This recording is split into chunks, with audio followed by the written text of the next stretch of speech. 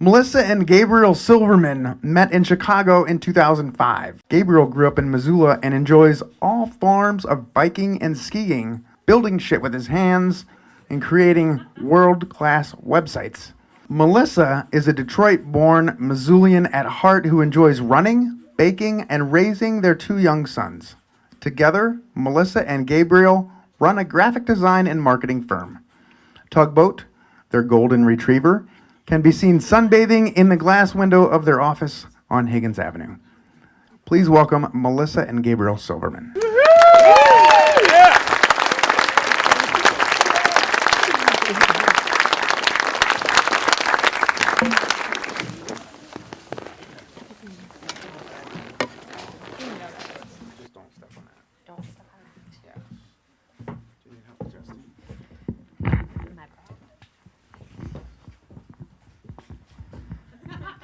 Am I taking it up too? If you want to. I had only ever known mountain bikes. I grew up here in Missoula, and I had a couple mountain bikes. But when I heard in 2003, when I heard about a 200-mile bike ride that departed here out of Missoula, I thought I want to give that a try. Well, the thing about a long ride, like a 200-mile road ride, is you want to have a special bike that's built, that's aerodynamic, built for the road, built for long distances like that. They're called road bikes. I didn't have one. I was a student at the time, and I didn't have a lot of money, and I find a friend of a friend had a used road bike. Now, this road bike, he was willing to sell it to me for $500. He bought it for probably like $2,000, so I was getting a great deal on it. But still, $500 was a lot of money for me, so he lets me make payments on it, and I pay it off. I take it off to Oregon, where I'm going to school, and I have all these great experiences with it. I ride up Mount Hood. I ride out to the ocean. I ride to Hood River. I ride from Seattle to Portland. This bike is super special to me. It's kind of becomes like an extension of my body, right? I've never heard you say anything like that before. So a couple years later, I moved to Chicago. Where we meet, and his life has changed forever, right? So we're living in Chicago, and he had been sick the first couple of months of us dating, and I had already had a trip planned overseas. And so we decided while I'm going to be gone for a couple weeks, he would fly home to Missoula and get his tonsils out. Because that makes sense. You fly to Missoula from a big city like Chicago and get your tonsils out. Was that why you came home? No, so I came home because I wanted my mom to take care of me and see me through this, and she's here tonight. She made me all kinds of milkshakes, and that's why I came home to Missoula. Yeah. Nothing impressed me more when we first started dating. Right. So we had planned to get home around the same time. We hadn't seen each other in a couple weeks, and the rules that his doctor had given him, his tonsillectomy had gone fine, but the rule was you can't fly for 5 days. Well, he decided to push that and fly home a day early. His tonsillectomy was fine, and he said, I want to be home at the same time as Melissa, so he flew home a day early. And I got to our apartment a couple hours earlier than him, and it was one of those old brownstones where our apartment was on the 3rd floor, but the basement was where our washer and dryer and our storage unit was. So I go into the basement to start doing laundry, and immediately I could tell something was wrong. There was about 6 of our storage units all lined up, and ours had very obviously been broken into. It was open, the lock was off, and so I go in, I see our coins, our laundry money was taken, which was devastating. But more importantly, that there were, we had 2 bikes. He had a mountain bike and a road bike, and one of them was gone. So I give him a call in the cab, and he was on the way from the airport to come back to our apartment, and I said, Gabriel, I have some bad news. One of your bikes is missing. So I want to know which bike. Well, I didn't know. I mean, first of all, I'm from Detroit. We get a lot of stuff stolen, so I'm used to that.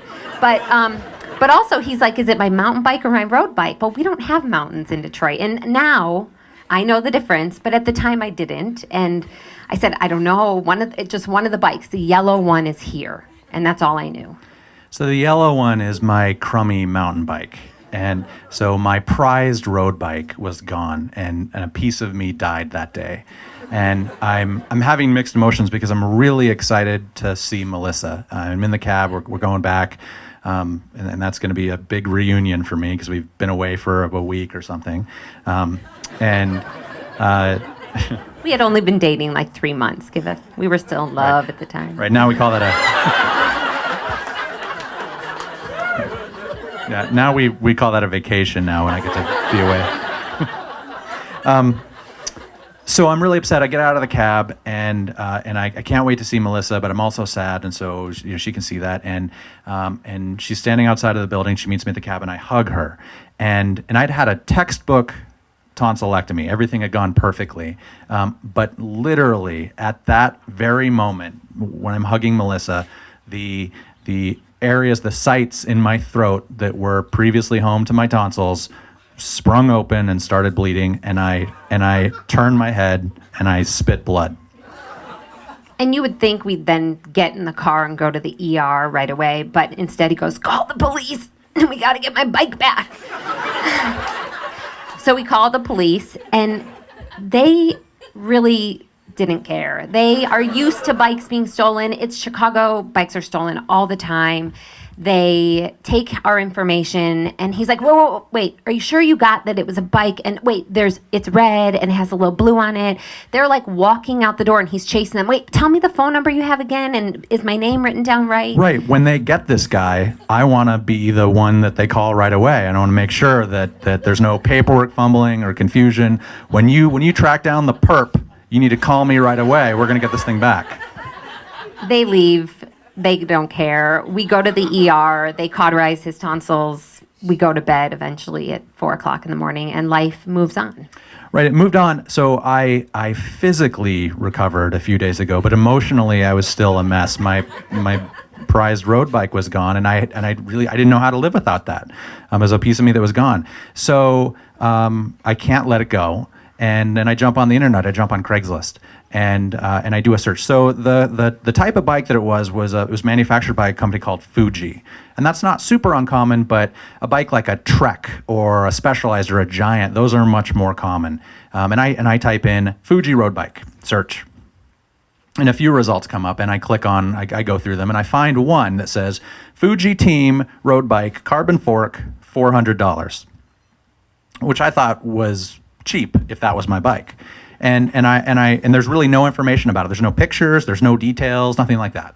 And I think if you're I haven't bought a bike on Craigslist before, but we've talked about if you're buying a bike or a car or something, you'd expect that people have, this is how many miles it has been ridden on. This is where the nicks and dents are, the components, what they might be. Now I ride bikes now, actually, so I know a little bit more about it, and pictures for sure. There's none of that. But he didn't care. He convinced himself this was his bike. 100% hands down. Right, and in retrospect, I can see now, hindsight is 2020, I can see that that's very silly. That I probably should not have pursued it. But I've convinced myself this is it. And so I email. I click and I email the guy, and I say, hey, my name's Gabriel. He always does this when he's telling a story with any correspondence. Oh yeah, I need to airtype. So I say, my name's Gabriel. I'm wondering if you still have the bike. I might be interested. Maybe I'd buy it for my girlfriend, because that seemed more plausible than me buying it for myself. And I click send, and now I'm going crazy, and I'm pacing back and forth in the apartment, and I'm clicking check email, check email, check email, check email. Check email, check email, check email, and nothing's coming in. And this is before everybody had smartphones. So a couple of people the cool people had Blackberries. I didn't have one. I just had one of those flip phones, so I could text message, but couldn't get my email, couldn't get the internet. So I rig up this system that forwards my email to my cell phone via text message. And that allows me to unchain myself from the check email button. And I go to the post office because I've got something to do there. And I'm pretty stressed out, and I keep checking my phone. And the second I hear that thing, or I feel that thing vibrate, I've got it. And I'm looking at it, and I've got an email from this guy named Mike. And he says, hey, Gabriel, I still have the bike, but there's somebody coming to look at it this afternoon at 4. And if it doesn't sell, I'll email you back and you come see it. And I'm thinking, well, of course it's going to sell. It's dirt cheap, and it's the best bike ever, and it's about to slip through my fingers. It's going to be gone forever. And I'm just certain that this is my bike. And I'm thinking, this is my one chance. If it sells at 4 o'clock, I will never see it again, and I'll just have to figure out how to go on with my life without that bike. And I don't want to know what that feels like. So at the end of his email, he said, I'll let you know if it doesn't sell, Mike, and then a phone number. And any phone number, you might know this, any phone number any landline has a physical address associated with it. If it's a cell phone, you don't know where that person lives. But you can do what's called a reverse lookup. So if you plug that phone number into the internet and it's a landline, you'll get an address back. And I knew that. But I'm on my dumb phone, and I can't, and I'm at the post office, and I can't do that. So I call my mom, who's here in Missoula at work. She always bails me out. The epicenter of technology here in Missoula. She's gonna take care of it. Right. And I say, Mom, I just need you to do this thing. I can't explain it. I need you to do it right now. You're in front of your computer. Go to this website. Punch in this phone number. Give me the address. Goodbye. And so she punches in the number. And it was a physical address. She gives me the address, and I say thank you. I write it down. I'm living in North Chicago. This address is in South Chicago. It's the most dangerous area of Chicago, the most dangerous neighborhood. If anybody knows Chicago, it's where not like Englewood. It's just a dangerous part of Chicago. It's right near Midway Airport. It's dangerous, but he goes anyways. Right. So I with traffic, I've got about an hour to drive before I'm going to confront the guy that I'm certain has my bike, Mike. And so I start driving, and I call him, and I say, Mike, Gabriel, we've been emailing back and forth about the bike that you have for sale. I don't know where you live, as I'm on my way to his house. I don't know where you live, but I work about a half mile from his address. I give him some intersection. And I was wondering, maybe if you're anywhere nearby during my lunch hour, I could swing by and look at the bike. I don't know if that'll work. Maybe you're across town. I don't know.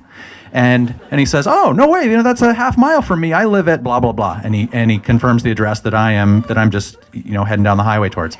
And I say, oh, perfect. I'll see you soon. And my next call is to Melissa. I page her. She's at work.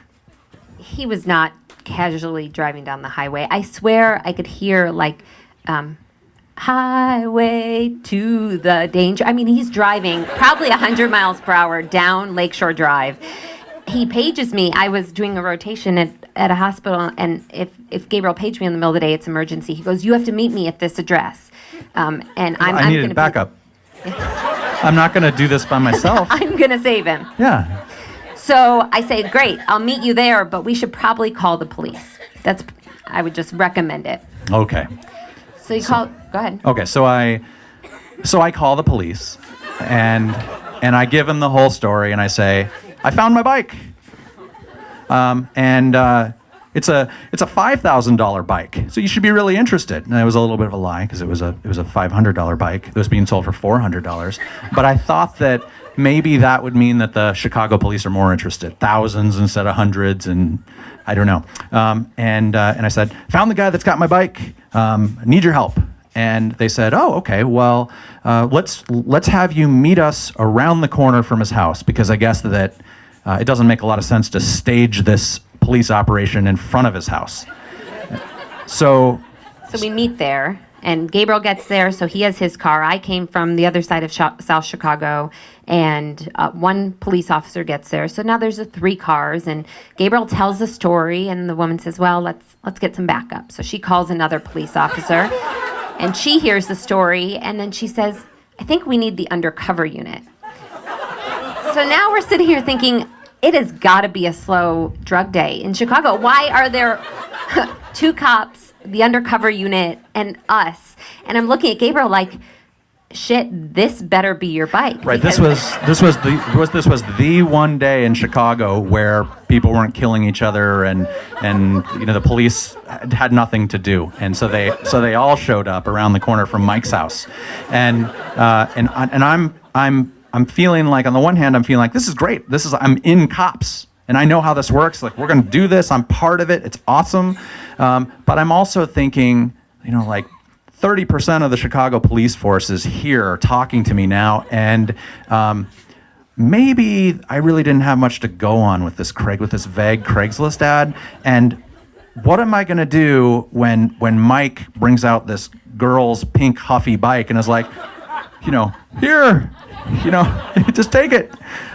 What do I do? Do I try and save face and be like, that's right, take it? Or I don't know what to do, but I'm starting to realize that this is, that maybe my logic wasn't totally there as much as I thought. So the undercover unit shows up. And this was really like part of a movie. I mean, they could not have been more stereotypical undercover. We think it was a purple Monte Carlo. We think, because that's what they drive in the movies. But I'm 90% positive it was. And, I mean, it comes rolling up with, like, rap music playing in the background. The doors open and, like, plumes of smoke come out. These two guys that are a good $350 each hop out. They're in jeans and bulletproof vests underneath their flannel shirts that are unbuttoned, but you can see the harness that they wear around their shoulders to keep their two cannons in. They're not trying to hide that they are undercover cops. And cigars, each of them had a cigar. And they walk up and they're going to pretend. They get out of the car and we're like, you're really? not a cyclist. You can't fool anybody. You're the undercover unit. This is ridiculous. But the whole thing is that they can't just walk up to the house as police officers and say, hey, show us a bike. They have to pretend like they're Gabriel coming to buy the bike because the law states that he has to bring the bike out to them, present it, and then they can potentially... Right, because there's no warrant. So if Mike thinks that that Gabriel on his front doorstep might be a police officer... I don't know why anybody would think that when they look at these guys. But if they think that, then if Mike thinks that, then he might just say, I don't know what you're talking about, and close the door, and that would be the end. So they take down the information, and they're like, okay, well, so I'm Mike, and that guy answering the door is going to be Gabe. And Gabriel's like freaking out. And he's like, no, get it right. You got to get it right. I'm Gabriel. You guys are Mike. They straighten him out. They get back in their car with their cigars, and they drive around the corner, and they said, stay here. We'll walkie-talkie over to you when we're ready. Gabriel's pacing. We've got the two of us, our two cars, the two cop cars, sirens and lights ready to go on at any moment. And we get the call that we can come around the corner. I don't think Gabriel even closed the door of his car that he was driving, and he zoomed around the corner so fast, like ahead of the two cop cars, zooms around the corner. I heard the screeching of the tires, drives up on the guy's lawn. Pulls his car out. Well, this is cops. That's what you do. And I've got two emotions going on. So I've got 50%, oh crap, there's no way this is my bike. And 50%, this is cops. Let's get this guy. I'm part of it. I'll do the takedown. Slid across the windshield if it was cops. Right, the hood? Yeah, might as well. So he gets out of the car. He goes nuts. Here's Mike standing on his front lawn with one of the police officers handcuffed him behind his back. And Mike is in whitey tighty underwear and a wife beater tank top. And one of the cops is, like I said, holding him, and the other cop the undercover cop is standing there holding Gabriel's bike. And Gabriel thinks he was all casual about it, but he goes running up to this guy going, you stole my bike! You stole my bike! And Mike's standing there like, I didn't steal your bike, ma'am, but it didn't matter. We took it to the police station and filled out some paperwork, and a couple hours later, we went home with Gabriel's bike. So several years later, I got another road bike. But that Fuji has a special place in my heart, and I won't let it out of my sight.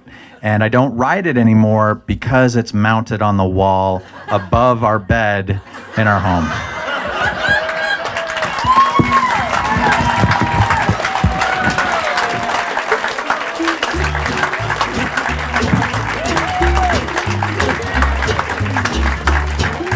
Thanks, Gabriel and Melissa. Oh, that was too loud. Sorry about that.